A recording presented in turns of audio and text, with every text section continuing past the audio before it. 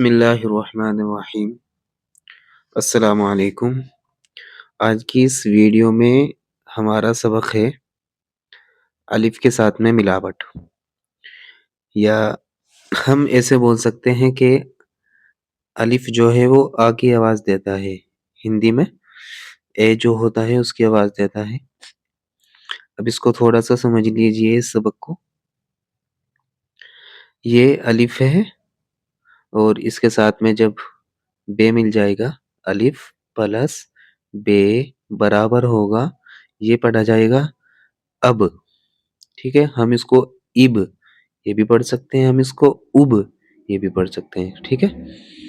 یہاں پہ الف کے ساتھ میں اڑے اگر ملے گا، اڑے اگر ہم اس کے ساتھ میں ملائیں گے تو اب یہ پڑھا جائے گا اڑ، پیش کے ساتھ ہے نا، تو اب یہ اڑ ہوگا، اڑ۔ لیکن اگر اس کے اوپر زبر آتا پھر یہ پڑھا جاتا اڑ، اور اگر اس کے نیچے زیر آتا پھر یہ پڑھا جاتا اڈ، ٹھیک ہے۔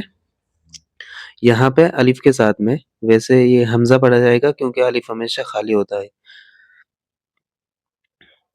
یہاں حمزہ کے ساتھ میں سین ہے، سین ہم نے اگر ملایا ہے زیر کے ساتھ تو اب یہ پڑھا جائے گا اس، لیکن اگر یہ زبر کے ساتھ میں آتا پھر یہ پڑھا جاتا اس، اور اگر پیش کے ساتھ میں آتا پھر یہ پڑھا جاتا اس، ٹھیک ہے۔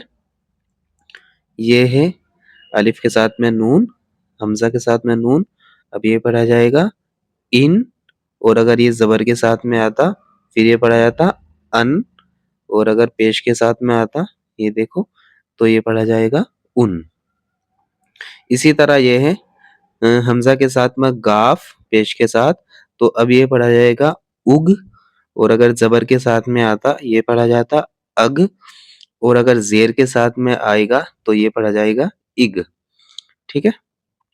یہاں حمزہ کے ساتھ میں کاف ہے تو زیر کے ساتھ، تو یہ پڑھا جائے گا اگ، وہ اک، اور اگر زبر کے ساتھ میں آتا پھر یہ پڑھا جاتا اک، اور اگر پیش کے ساتھ میں آتا پھر یہ پڑھا جاتا اک، ٹھیک ہے۔ اب یہاں دیکھیں، یہاں الف جو ہے الف کے ساتھ میں ہے لمبی یا، تو اب یہ پڑھا جائے گا ای نہیں پڑھا جائے گا، کیونکہ یہاں جو ہے وہ لمبی یا ہے، یہ پڑھا جائے گا اے، ٹھیک ہے، یہ پڑھا جائے گا اے۔